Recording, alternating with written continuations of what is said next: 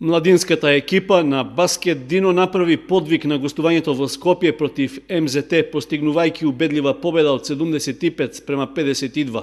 Во М14 лигата, каде што таа се надпреварува, се играше првото коло од така наречениот Final Four, во кој меѓусебно се среќаваат првопласираните 4 екипи на табелата.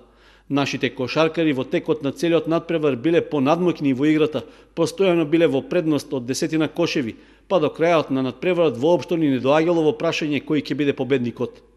Со освојувањето на првите бодови во разигрувањето од овогодишното првенство, тие имаат сериозни шанси да се најдат на врвот, особено што во следното второ коло ќе играат на домашен терен.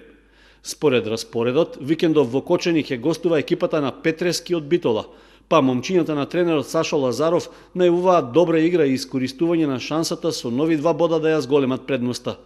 Надпреварот ќе се игра в недела во салата на гимназијата Лјупчо Сантов со почеток од 13 часот. Солидни шанси за врвот имаат и нивните постари клупски колеги, кои се надпреваруваат во третата лига. В сабота со почеток од 18 часот тие го пречекуваат лидерот на табелата Спорт Тим од Неготино, па евентуална победа ќе ги вброи меѓу најдобрите 3 екипи.